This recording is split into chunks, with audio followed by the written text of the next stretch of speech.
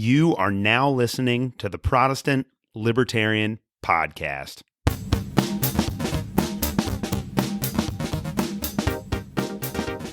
All right, guys, welcome to another episode of the Protestant Libertarian Podcast. My guest today is Jacob Sullum. Jacob is a senior editor at Reason Magazine and has authored two books, Saying Yes in Defense of Drug Use and For Your Own Good, The Anti-Smoking Crusade and the Tyranny of Public Health. He is a longtime syndicated columnist and has appeared frequently on TV and radio networks such as Fox News, CNN, and NPR. He recently wrote a piece for Reason Magazine called The Perils of Trying to Curtail Hazily Defined Disinformation, in which he criticizes a recent claim made by an organization called the Global Disinformation Index that ranked Reason as one of the top 10 riskiest news sources in the United States. We will be discussing that article on the show today. Jacob, welcome to the Protestant Libertarian Podcast. Thank you. Hey, you have a really great history with Reason Magazine. So before we begin, tell us about yourself, your background, and the work that you do at Reason. Okay. Well, out of college, I worked for a couple of local newspapers, one in Pennsylvania, where I'm from, and then in South Carolina in Charleston. And during that period, I started reading Reason, and I noticed an ad for an assistant editor, went out for an interview, got the job. And basically that was 89. And I've basically been at Reason ever since, although I did spend a year working for National Review as their articles editor when we first moved to New York City. We're in Dallas now. But then we discovered this thing called remote work. This is in the early 90s. And, it's just assumed that if you left the place where your job was, then you needed to get a new job. And that's why I got the job at National Review. Then I got a book contract for one of the books you mentioned about the anti-smoking movement.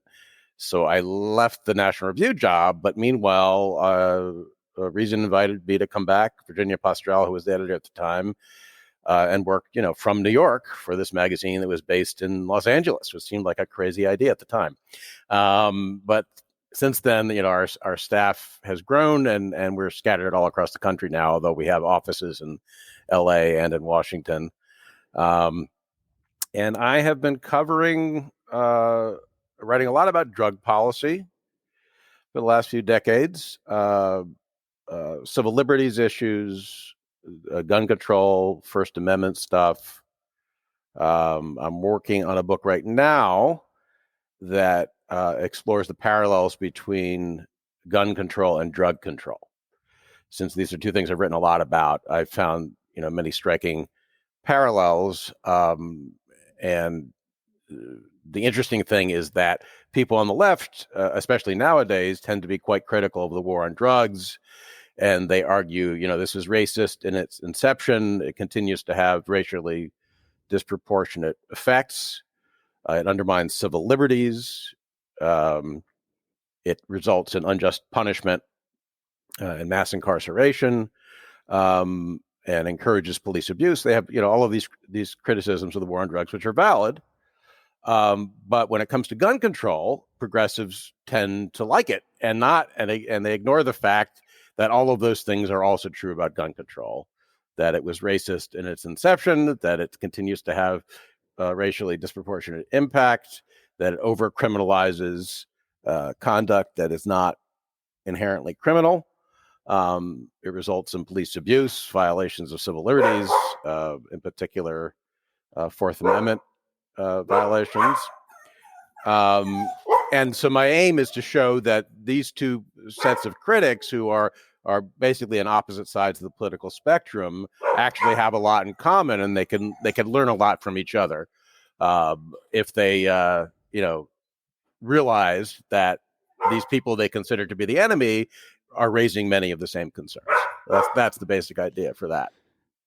Yeah, that's perfect. And really that dovetails into the article that you wrote for Reason Magazine, which was called The Perils of Trying to Curtail Hazily Defined Disinformation, because in a lot of ways, this article is about speech control, which is kind of another aspect of the problems that you just mentioned. And I really want to dive into the details of that article here in just a minute. But what motivated you to write that piece before we begin looking at the arguments that you make in it? Yeah, well, I had never heard of the Global Disinformation Index. And then I read a piece in the Washington Examiner that did a series of stories about that organization and other groups that ostensibly are trying to help curtail disinformation. The tricky thing comes in defining what you mean by that. There are some kinds of disinformation that we all agree that it belongs in that category. There was a recent president, you may recall, who claimed he had won the presidential election and he hadn't actually. That sort of thing, right? Demonstrably false statements. That's disinformation. When Russian propagandists go online, and they tend to be Americans, sometimes they say things that are false. So that's very clearly disinformation. But even when they say things that are true or arguably true on political issues, they are lying in the sense that they're misrepresenting themselves as Americans, right? So that's another kind of disinformation. Basically, it's something where people are deliberately and knowingly saying something that's not true in the hope of manipulating people who read that stuff. So that that's sort of the general idea, and that's distinct from misinformation, which is stuff that's not true, but maybe the person who says it believes it, and that actually that might apply to Donald Trump in the election. Right. I go back and forth on that. Like if he honestly believes that, it's not strictly speaking a lie, and therefore maybe that's misinformation rather than disinformation. But in any case, so there's some things that we that most or people or everyone will agree are disinformation, but then there's a big gray area where people tend to put things into that category basically because they disagree with what somebody is saying, and the thing that person is saying may be false, may be true, may be arguable, but the way you perceive that category is going to depend on your policy preferences, your political allegiances, and your ideology. I mean, that's inevitable. Human beings are like that, right? When they see something they disagree with, they're much more likely to identify that as misinformation or disinformation than when they see something they already agree with. So what interested me about the Global Disinformation Index was this is the first time I realized that first of all, that it existed, but secondly, that they had said Reason was one of the 10 riskiest online news sources in the United States. And I was like, what? And so I looked into it, like, what is the basis for this? And it turns out that, first of all, they're not saying that Reason or the other news organizations on the list actually have said anything that's inaccurate, let alone something that's deliberately wrong. So in other words, they're not saying that these websites are propagating disinformation. They're just saying that they might. And the way they arrive at that conclusion is by looking at a bunch of indicators in two categories, one of which is content, where they have people actually read a sample of articles from a site and looking for certain things they consider to be indicators of the risk of propagating disinformation. And then the other thing they look at is organizational factors. And what I discovered was that in Reason's case, I mean, they say in the report that the reason Reason got put into that high risk category was that we did not have explicitly stated policies on our website concerning accuracy, corrections, what was the other thing? Authorship attribution. I don't even know what that means, honestly. I don't know what a policy about authorship attribution would be. I've been a working journalist for more than 30 years, and I don't really know what they're talking about. Obviously, all of our articles have bylines. All of them have a short bio at the end that tells you who this person is, identifies the person. So I don't even know what that means. But in terms of, having a policy about being accurate and correcting things when they're wrong, yes, we try to be accurate, and we discover that things are wrong. We correct them, and we more often than I'd like. But we have a definite policy. It's not, it's not a page on our website that explicitly states that, which I guess is the problem. But from GDI's point of view, but when we find out that something was wrong, we correct it. We put it in bold at the bottom to indicate that there was a correction, and then an asterisk marking the place where something was changed, so that it's not a surreptitious thing, where you are just secretly revising something and not admitting you made a mistake. We always admit when we make mistakes, and we indicate what the correction involved. So we do have a policy, and we do have a practice of doing that. But their attitude is, if you don't have a web page explicitly stating that, then that's that counts against you. Right. The authorship thing, I don't even know what it means. What that policy would be, I guess the policy would be, we put the name of the author at the top of the article, and then we tell you about them at the end. I mean, I think that's pretty obvious. And then their other complaint had to do with, we had no explicitly stated policy regarding moderation of comments by readers. And I will tell you that our reader comment section is, how do I put this, John? It's a cesspool. I mean, it's not. Right. It is a wide. It is deliberately a wide open forum. I think a lot of readers value that. I stopped reading reader comments years ago because the quality tended not to be very high. And GDI's attitude is, you need to police your comments. You need to moderate your comments to make sure there isn't disinformation in there. Now, we do remove things from time to time. Right. If something's potentially libelous, or just or threatening, or that sort of thing, where it's just blatantly violating our rules, we will remove it if it comes to our attention. But we do not make a systematic attempt, and nor do we claim to. In fact, there's a disclaimer to that effect. So that, I think that counts as an official policy, right? That says, we don't claim that we are systematically moderating these comments.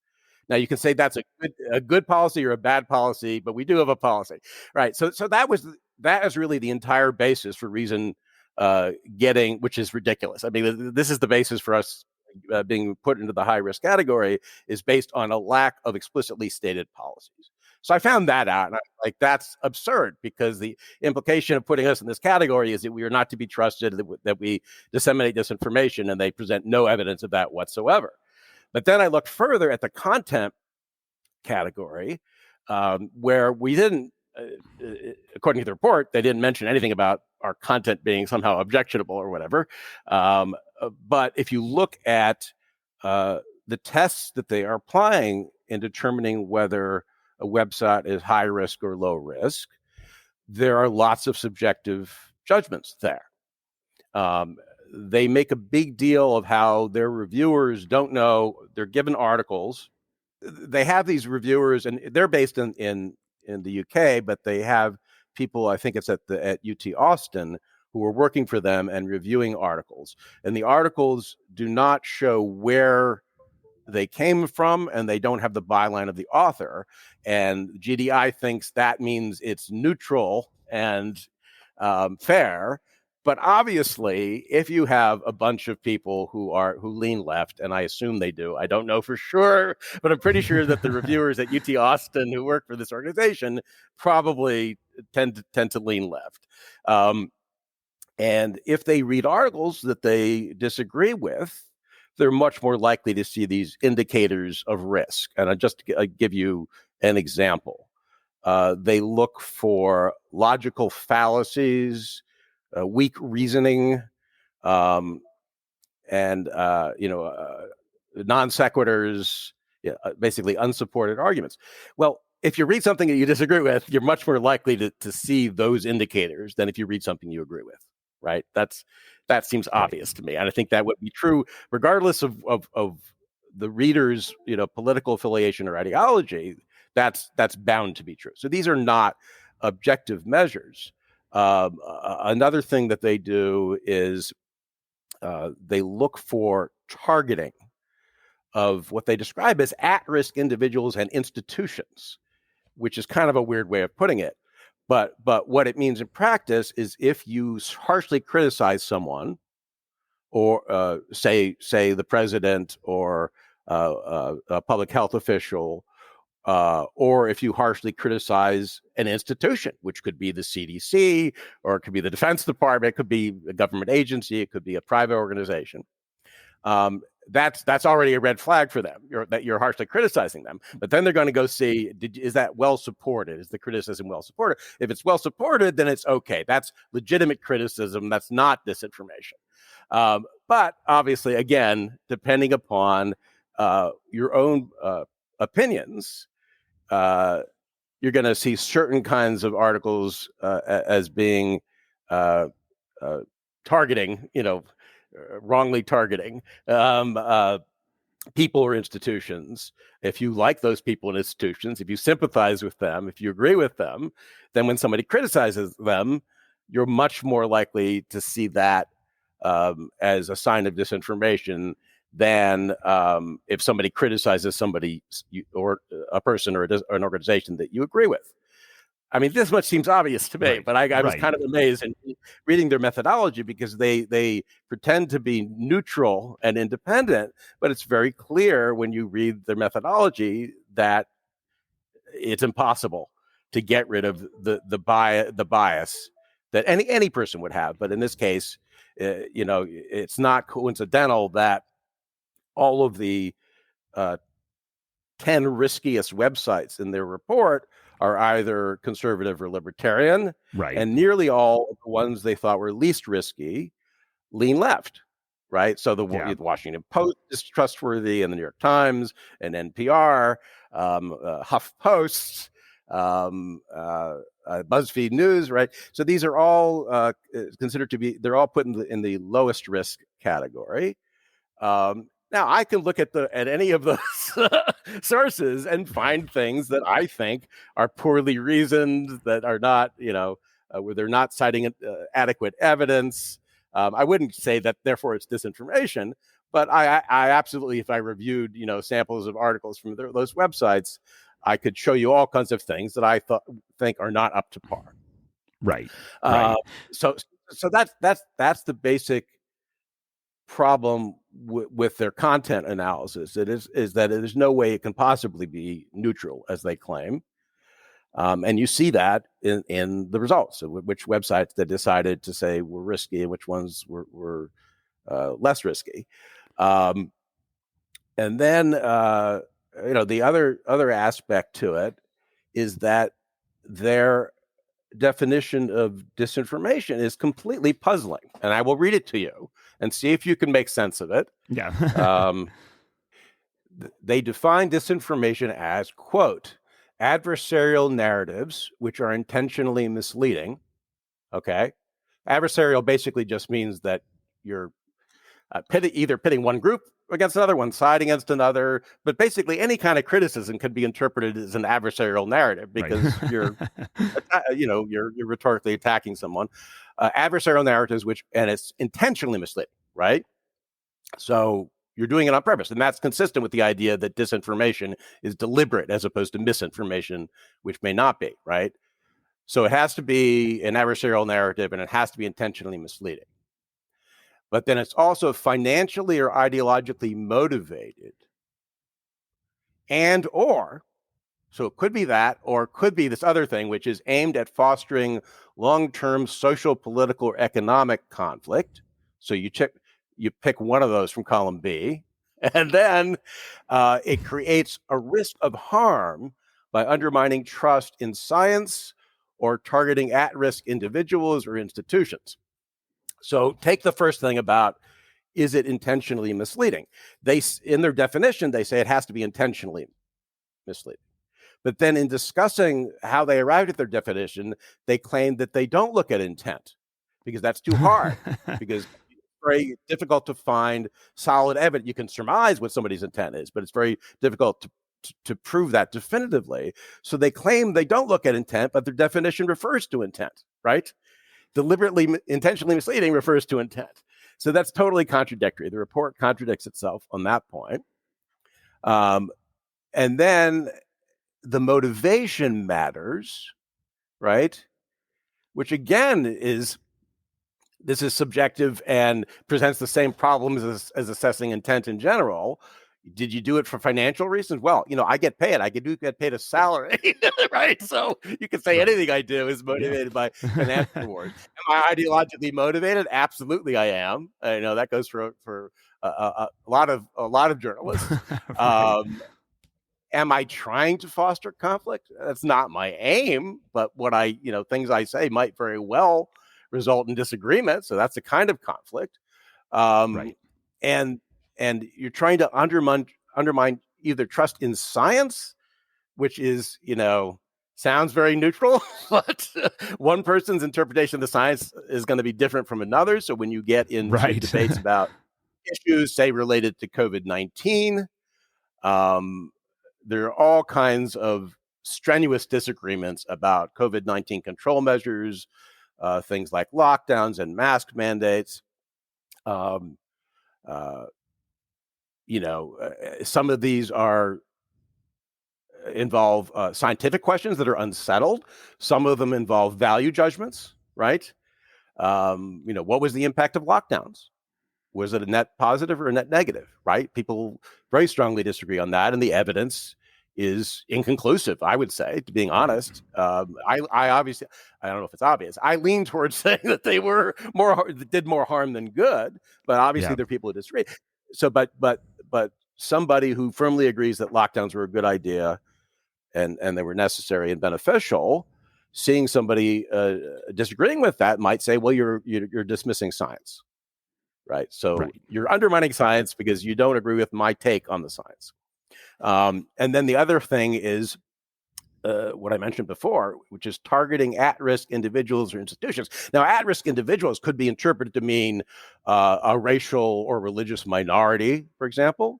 Right. So you do have examples of disinformation that actually stirs up violence against people around the world, right? That's bad. I think we all agree that that's bad. So you might think that's what they're talking about, and that is part of what they're talking about. But they're also talking about public figures, public officials, or people in the media that you disagree with. And if you don't express the disagreement in a way that they think is acceptable, then you're going to be rated as risky.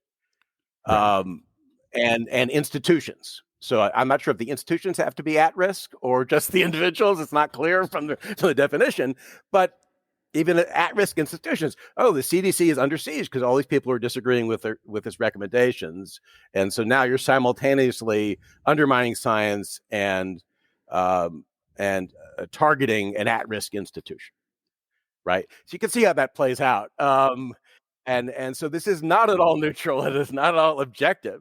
And the one other thing I guess I should mention is, one reason that I was startled to hear about about our grade in this report is that other people who've looked at Reason have given us very high marks in terms of adherence to journalistic standards. And there's just one example is NewsGuard, which provides a rating service.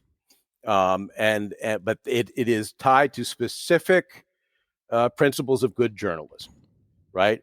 And so, for example, when it comes to corrections, they looked at what is our practice, right? Do we admit when we make a mistake? Do we indicate that we've made a correction? They found that we consistently did that. Therefore, we got high marks for that policy, right? And that policy and that practice. Whereas GDI says, they don't say anywhere explicitly that they'll correct errors and what the process is. Therefore, we're going to give them a 0 on that. I'm not exaggerating. They gave us a 0 on that because there wasn't explicitly stated policy. Whereas NewsGuard is saying, let's look at what they actually do, right? And so if you have lots of inaccurate reporting and you never correct it, well, that's a strike against you, as far as NewsGuard is concerned. You can imagine all kinds of problems with any journalist or organization, but if you take payoffs to take certain positions, right, that would definitely be in terms of journalistic standards. If you just systematically misrepresent information in the course of making arguments, not just that you're favoring a particular side, but that you're just intellectually dishonest and you don't even acknowledge that there's evidence on the other side. That would be a strike against you as a journalist, right? So, uh, so GDI ostensibly is looking at that latter sort of thing, but in a inevitably biased way. And it's funny because bias is one of the things they look for when they're assessing content. They are looking for article bias, right? But the process of determining article bias is itself biased, inevitably, given the way they do. Yeah, and the first time that I came across your article, I actually had to read it like 3 times because I had a really hard time understanding exactly what the metrics were that they were using to criticize Reason magazine. And one of the things that I really appreciate about Reason is that obviously Reason has a libertarian bend to it. You're very open about that, but you guys are always factually accurate. Like when I read the articles that you guys publish, I know that I'm getting the facts, and then you're going to explain how that fits into the libertarian worldview. So it just didn't make any sense to me at all why you guys were being criticized when I know that you have a great track record of trying to be as accurate and upfront with your readers as possible. And once I read your article, I did a little digging into the Global Disinformation Index because, again, I had never heard of this organization until I read your piece. And it turns out that the two, I guess, founders of it are Claire Melford, who has deep ties to the World Economic Forum, and then Daniel Rogers, who I think worked in the intelligence community in the United States for a while. And so for libertarian-leaning people, both of those organizations were a little suspicious towards them. So what do you know about the history of the Global Disinformation Index and the entire purpose of that? Like why does that information or why does that organization exist? Well, I mean, I think they're well-intentioned. I take them to be sincere. I think they see that disinformation is bad and it can cause all sorts of problems. And therefore, one of the things they're trying to do is call attention to it, and make people less inclined to believe it. Their ratings are designed to help advertisers decide, where do you want to advertise? So the fact that they put you in a high risk category is supposed to be a warning to advertisers, saying this site is disreputable in some way, and you might want to avoid them. Which is kind of chilling, given that they are backed by government money, that they well, not anymore, I should say. Okay, so something changed with that. Receive funding. Yeah, they receive funding from the National Endowment for Democracy, which is funded mainly by Congress. So they were getting government money. Now, after the Washington Examiner did the series of reports, the endowment said we're not going to fund them anymore. Oh, good. Okay. Because our activities are supposed to be focused on other countries. We're not supposed to be getting involved in domestic politics or domestic affairs. And even though we didn't, our money was not earmarked for this particular project of rating, U.S.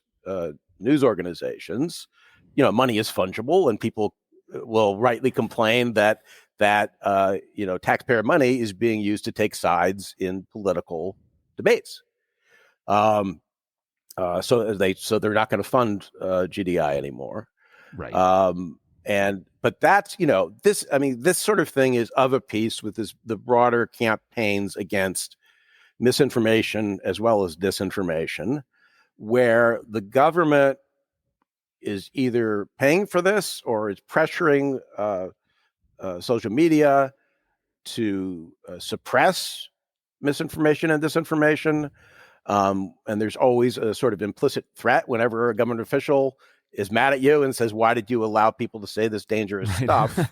And we expect you to do better, right? They don't say, if you don't do better, we're going to make an aggressive push for legislation to scrap your liability protection under Section 230. Right?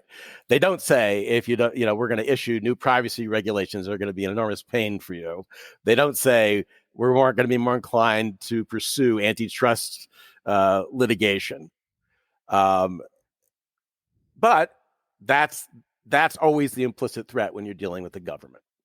When they're demanding that you do something, and there's always a fear: what happens if I don't do what they want me to do? There might be bad consequences that could make life difficult for my company. And so that, and there, there's a case that was filed by a couple of attorneys, Republican attorneys general, I guess I should mention, who are arguing this is a First Amendment violation because when the government pressures social media platforms to restrict or remove certain kinds of content they consider dangerous to public health, dangerous to national security, dangerous to democracy, whatever it is, that they're basically trying to indirectly accomplish something that they are forbidden to do by the First Amendment. Yeah. That's the argument. I have a lot of sympathy for that argument. I'm not sure how it's going to play in the courts, but basically this is censorship by proxy. When the government says not just, here are the kinds of misinformation you should be looking for, and we expect you to remove it. But they, in many cases, are saying these specific tweets or posts are objectionable, and you should do something about that. Or these particular people, right? You might want to think of banishing them from your site, right? So it's one thing if a private company says these people are violating our rules, and we're either gonna punish them, or we're gonna banish them completely, or we're gonna remove these particular posts that we found objectionable, or we're gonna put a warning on them. That's one thing. They have every right to do that.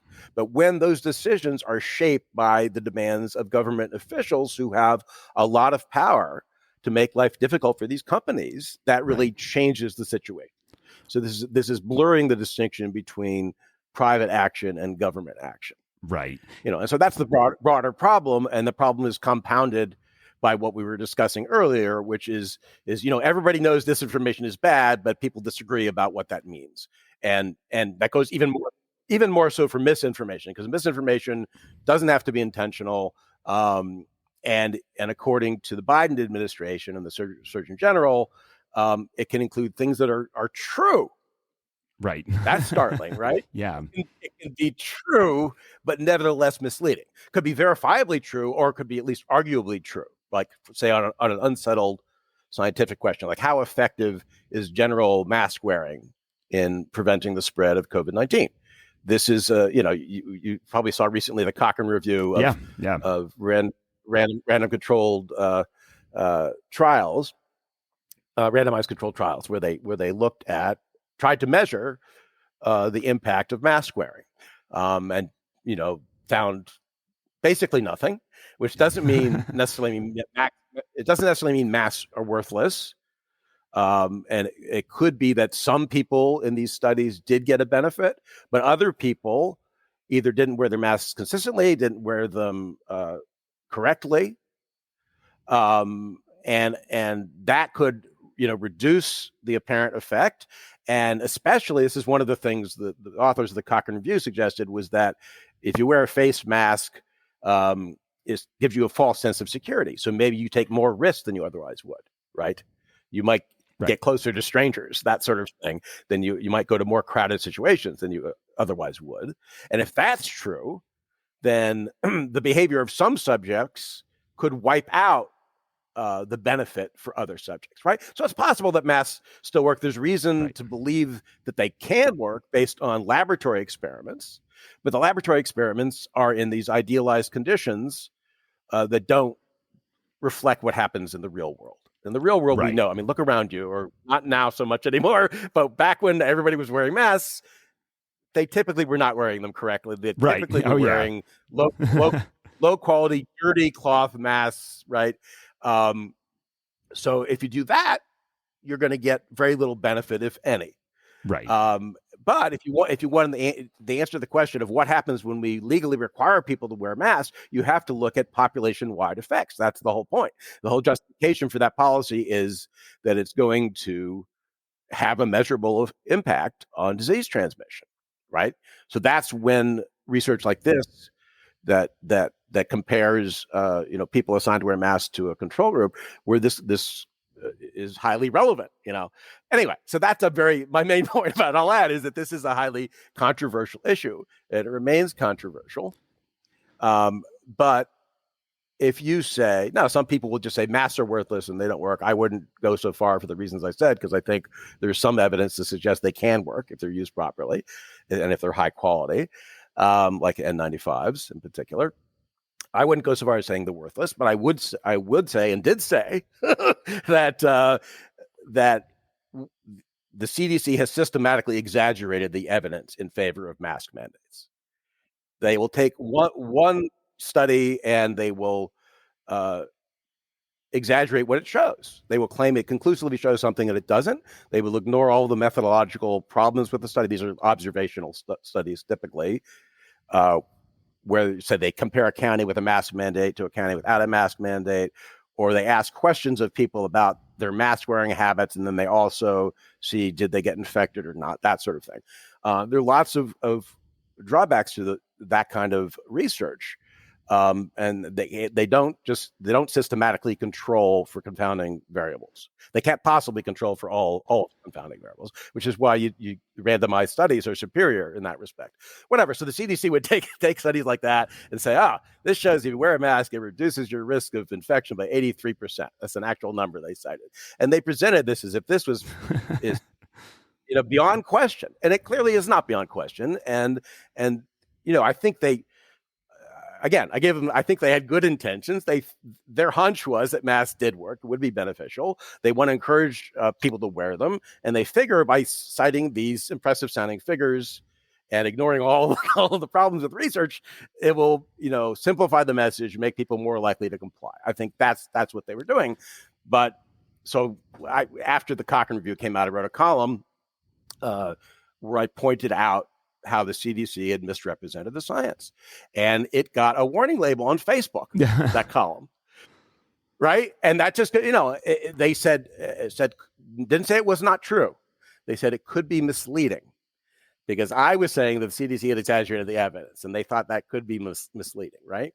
So that's just an example. Now, I'm not claiming that President Biden or the Surgeon General called them up and said, you have to slap a label on Sullum's column. Right. This is just intolerable.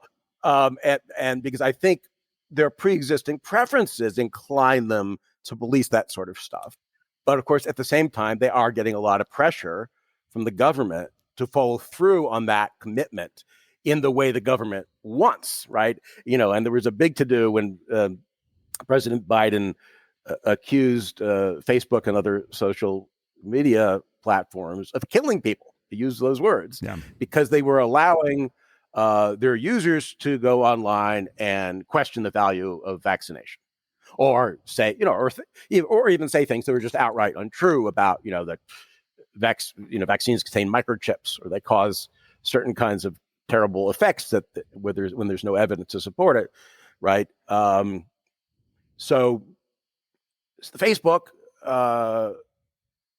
really became desperate to appease the Biden administration after he publicly accused them of homicide. And that's very clear from the internal communications that have come out through this litigation that I mentioned. You see similar things in the Twitter files, these internal Twitter communications that are kind of slowly being released and reported on. And what you see is that these platforms develop very cozy relationships with government officials. They were desperate to please.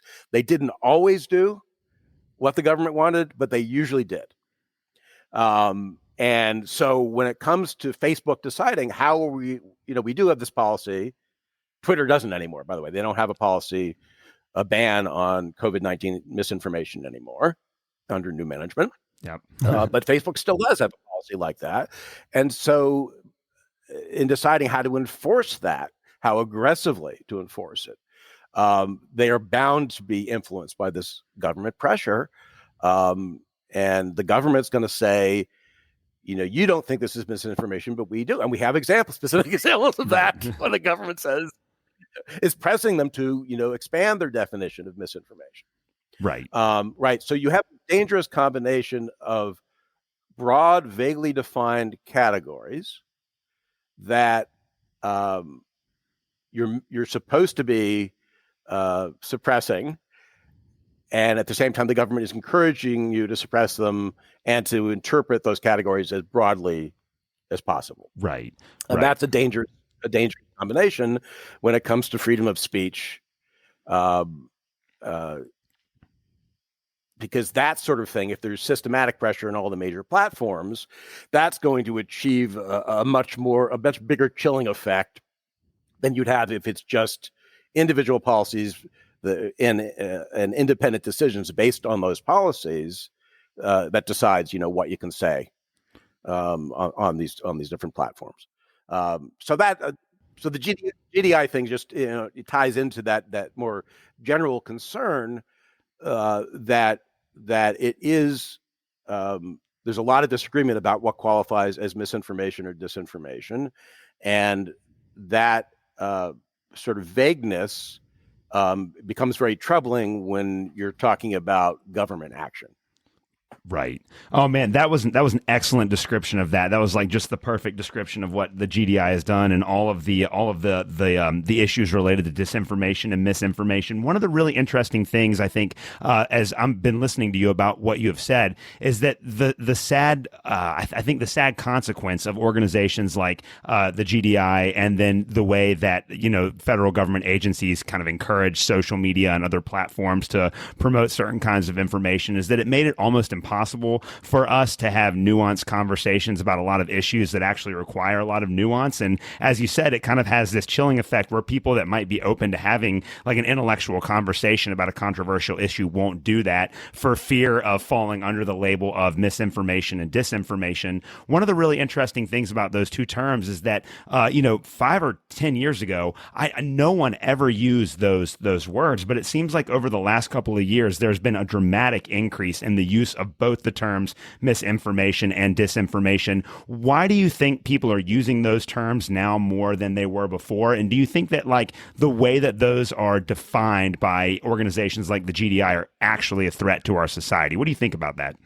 Well, I guess I'll take the first question first. I think there are two big contributors to this. Well, three big contributors to this concern. All right. So one was what was alleged about Russian agents during the 2016 election, where you have these operatives. I don't know if we call them operatives, propagandists, basically tied to the Russian government, who are going online and pretending to be Americans and talking shit. Right? I mean, they're trying to stir things up. And a lot of their efforts were just absurdly ham-handed and got very little traction. Some of their posts and ads got more views, but overall, this was a drop in the bucket. Right. Drop in the bucket in terms of revenue, of advertising revenue for any given site. In terms of political speech in the United States, it amounted to very little. And there is no evidence that it had any kind of measurable impact on people's opinions. In other words, either changing their opinions or even just reinforcing their pre-existing opinions, let alone that it affected their voting behavior, either their likelihood to vote or who they were going to vote for. So the idea, people get very upset. Americans say all kinds of stupid stuff online all the time. Right? But when Russians say exactly the same thing, that is seen as really troubling and insidious and a threat to national security. And I understand the idea that they're being deceptive in the sense that they're claiming to be somebody that they're not, right? So it's fair to say any particular platform can say, look, you lied. You said you were this middle-aged lady in Iowa, and you're actually some, 25-year-old Russian in Moscow, and that's not cool. We don't allow that sort of. So that's perfectly legitimate. But there was a tremendous amount of exaggeration by politicians and journalists about the impact of that kind of online propaganda, where they said either it delivered the election to Donald Trump, and there's no evidence to show that, or at the very least, it just the New York Times actually used these terms, said it sowed chaos they would have had to spend a lot more money Right. if they really wanted to sow chaos, or that it undermined democracy or threatened our political institutions, that kind of thing. And that's just really, those are gross exaggerations in terms of the actual impact. But those concerns were in the air. So that was a big thing. That was, one kind of disinformation that a lot of people were talking about, and they were worried about it. So that's one thing.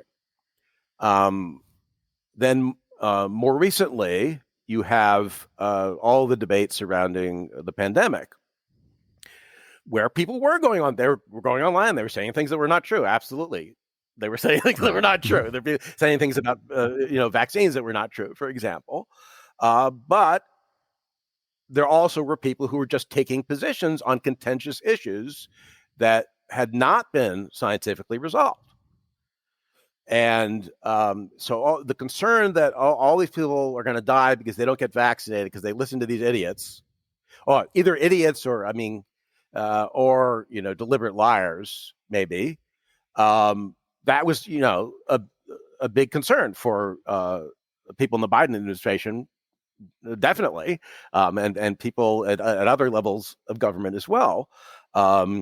We see this as a threat to public health, because this speech is going to lead people to deter people from doing what they need to do to protect themselves, or it'll encourage them to take risks that might lead to disease and might lead to death. Right, highly unlikely it's going to lead to death, because given the fatality rate for COVID, but maybe it's somebody who is older or has pre-existing health conditions, who has a relatively high risk of life-threatening complications.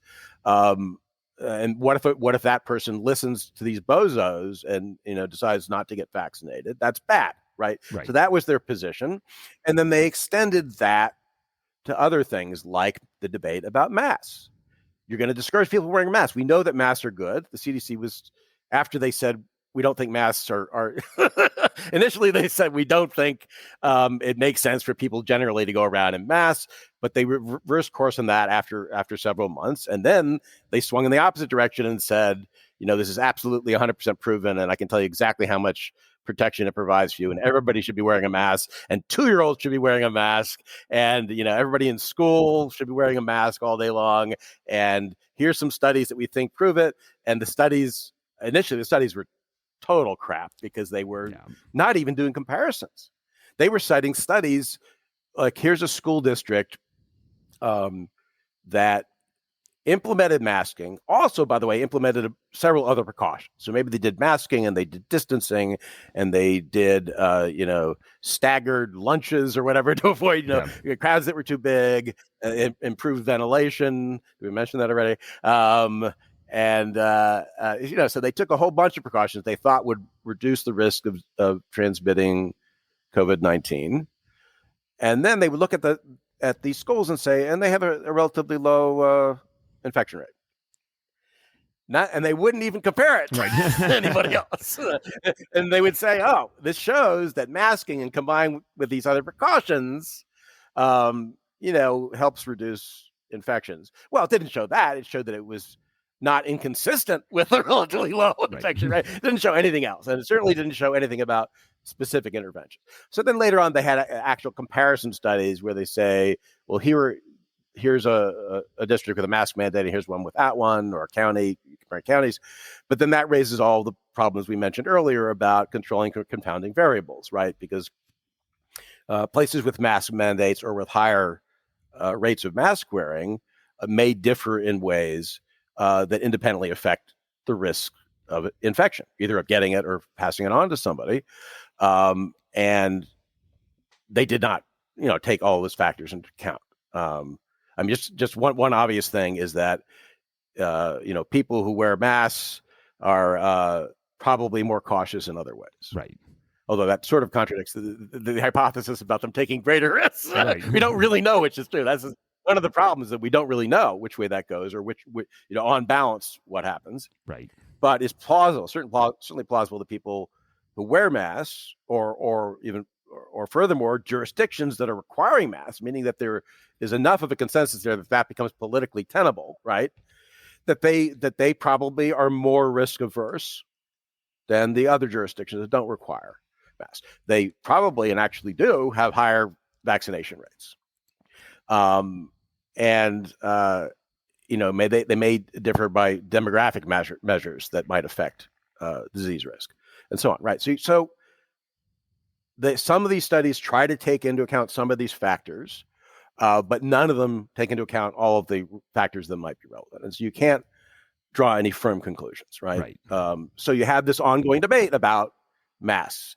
And some people took very extreme positions. The CDC, I would say, took a very extreme position that 2-year-olds, you have to make 2-year-olds wear masks because this is rock solid science and nobody should contradict us because we've said so. That was their extreme position. And then you had other people saying, no, masks, it's just a farce. It's utterly worthless. It does no good whatsoever. Right? Those were sort of the two extremes. And in between, you had people like me who were saying, there's reason to believe masks could be effective. It's not clear that, to what extent they're effective in the real world. And it's certainly not clear to what extent mask mandates work. Because another aspect to this is that when you make people wear masks, right? Especially when you make little kids wear masks, right? They're probably not going to do it right. And you've probably seen photographs of kids in schools who that have mask mandates, and the mask is askew and it's not covering their nose, and it's probably not a good quality mask to begin with, right? I mean, that's just an unreasonable expectation that preschoolers or grade schools or even high school students are going to properly and consistently wear a high quality mask throughout the day, right? So you have debate about issues like that. And the question is, if somebody has a different take on the evidence than I do, or maybe also has different values so that they resent a mandate more than I do, right? Because I'm wearing a mask anyway, so I don't, what's it to me if they require a mask? You might take that attitude. Somebody else might say, I don't want to wear a mask. It really bothers me. And therefore I really object to this imposition. And you might have other people saying, I do wear a mask, I choose to wear a mask, but I don't think it's right to force people to do that, right? So you have values coming into play, and you also have these scientific issues. Now, how in all of that do you decide what counts as misinformation? If somebody says wearing masks, will give you cancer, right? That's that's misinformation, right. And that's probably disinformation because they probably know better. Now, maybe they don't. There's all kinds of crazy things that people believe.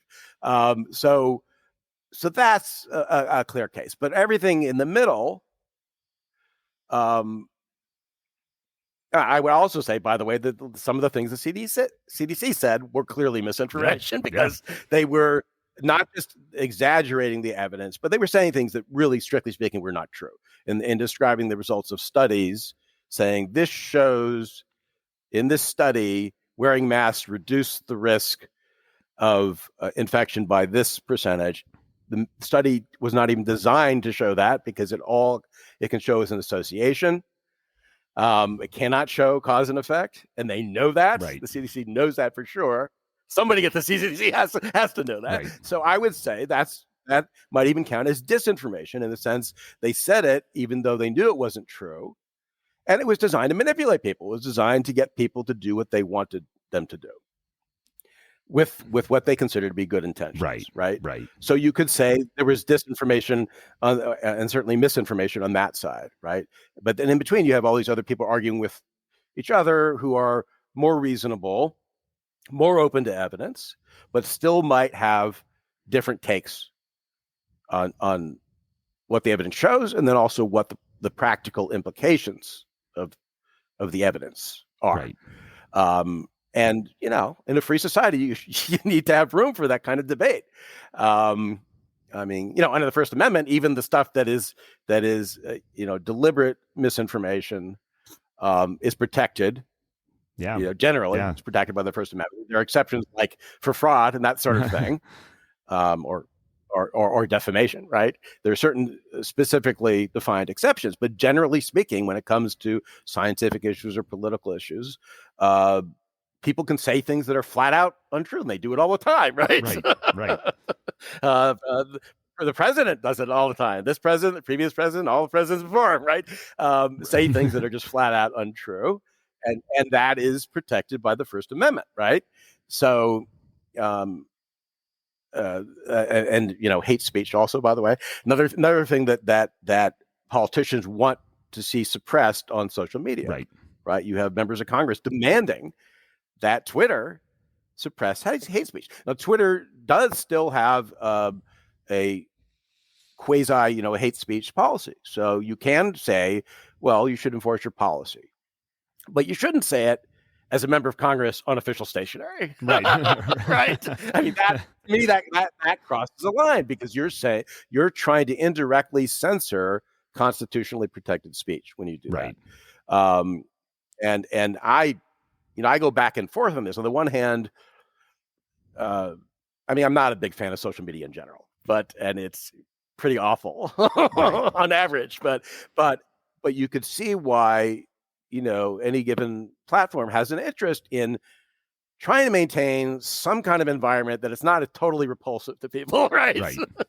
So, if Twitter just devolved into Nazis and Klansmen arguing about how awful Black people and Jews are, that would tend to alienate a lot of users who you need them, because you need them to see your ads, and maybe you're harvesting their data, and that's value to you.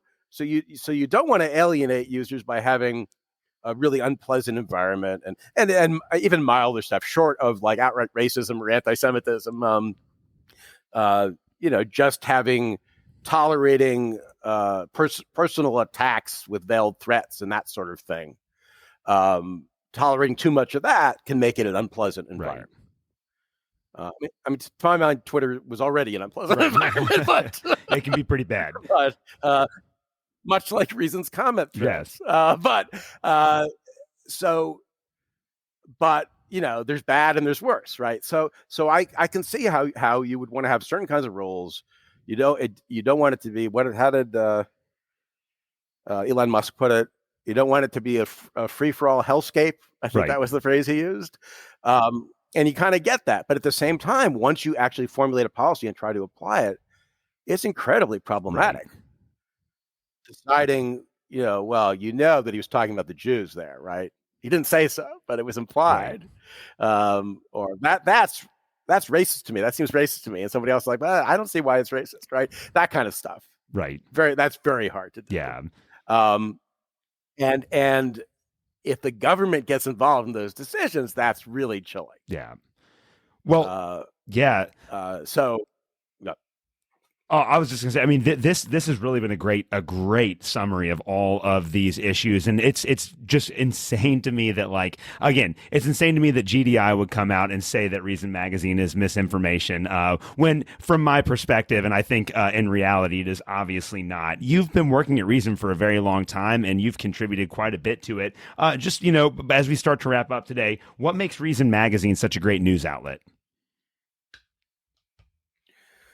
Well, you know what? I did describe it as a news outlet, but I wouldn't get all your news from Reason. Don't rely on it as a go-to source for just like news in general. And we do newsy stuff where we cover the news. And this, by the way, was one of the criteria that GDI uses is, do you have fact-based leads? Which is because they think that if you don't have fact-based leads, that means you're at greater risk of promoting disinformation. And that is just absurd, because what that penalizes any essayist who doesn't start with a fact-based lead, this is what happened yesterday, but starts with something a little more artful that draws in the reader, right? An anecdote or whatever. It's not a fact-based lead. There are facts in it, right? You're deploying facts in support of your argument, as you always should. And we're always striving to be intellectually honest, to be fair to the other side, not just be attacking straw men. I live in terror of getting, like many journalists, most journalists, I hope, live in terror of getting things wrong. I'm constantly checking and rechecking. And then, if I do make a mistake, it's humiliating, and I do have to, I publicly correct it. And I'm trying to avoid that. So I try to, and I obviously I also want to be persuasive to people. And if you if you argue in a way that's dishonest, that does not account for the relevant evidence, that does not look at the arguments of the other side, it's not very persuasive, right? So all you're doing at best is confirming people's pre-existing beliefs. Right. You're not going to persuade anybody, right? So I have a strong incentive to try to be intellectually honest, to be fair to the opposing arguments, that sort of thing, to present them honestly. And I think if you don't do that, then you're not being a very good journalist, and that would be fairly counted against you. Right. But that's really not what GDI is doing. They're not doing a neutral assessment of that sort of thing, if that's assuming such a thing is possible. Right. It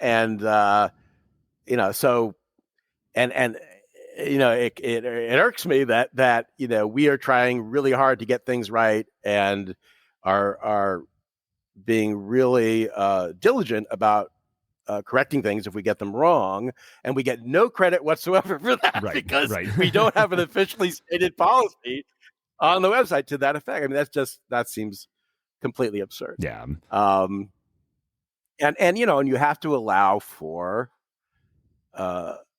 differences in what different websites are trying to accomplish, right? So you if you have like a straight news source, nowadays there's a convention that you're trying to be, you can't be 100% objective, but you're trying to be fair, you're trying to be even-handed, right? Obviously, if you're making an argument, you're not going to be even-handed, right? Because you're coming down on one side and not the other. So you can't apply, this sort of the thing about the fact-based lead kind of goes to this, the idea that you're just presenting the facts. No, because if you're in opinion journalism, you're using facts to reinforce an argument, and you're trying to do that in a fair and honest way, but you're not simply reporting the facts. Yeah.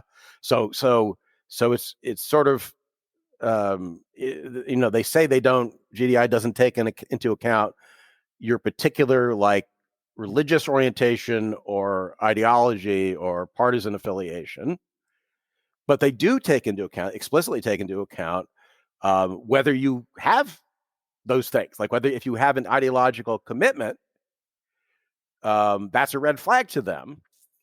It's not clear exactly how that works in practice. They say they take into account whether a website is likely to be motivated by a particular ideology, or presumably the idea that there's a risk that you're going to say things that aren't accurate or aren't true or that are misleading in service of your ideology, right? Well, that's true, right? But that's true of anybody who's trying to make any point, regardless of their of where they stand, politically. So, where does that leave somebody who writes opinion journalism, is clearly motivated by ideology, because that's that's what I do for a living, but still, tries to do good work that people won't read it and go like, what a hack, what a horrible hack. He's ignoring all this important evidence. He's not presenting his opponent's arguments fairly. He's not aware of this fact and the other fact and whatever, or he's getting something wrong, or he's presenting in a misleading way. Like, you're striving to avoid that, right? But at the same time, it's not simply straightforward news reporting. So there's a place in the world for both, and you obviously have to be clear. You have to be upfront with your audience about where you're coming from. We're very explicit about that, but we still try to be fair. Yeah. So real quick, before we wrap it up, I wanted to give you just a chance to tell people where you can find your work. Reason.com. That's simple. I will say this is one really good thing about the website is that we put all of our content up without a paywall eventually, right? So the magazine goes out to subscribers. They get a head start on reading it, which is only fair. But then eventually everything that's in the print magazine goes up online. You can find archives going back decades of our older articles. And then you got all the content that's put up daily on the blog. plus contributions from people, independent contributors. So there's a lot of content there, and it's free. So that's pretty good. Yeah. I don't know. So have a look. It won't cost you anything. And you might find it interesting. Yeah. Well, Jacob Sullum, this has been great. Thank you so much for coming on the show today. I really appreciate it. Sure. Thank you. Thanks for listening to another episode of the Protestant Libertarian Podcast. If you have any questions or comments or thoughts about the show, please reach out to me at theprotestantlibertarian@gmail.com. You can also follow me on Twitter @ProLibertyPod. Again, you can follow me on Twitter @ProLibertyPod. You can also support the show by leaving a rating or a review on your favorite podcast app. Thank you guys so much for listening, and we'll see you next week.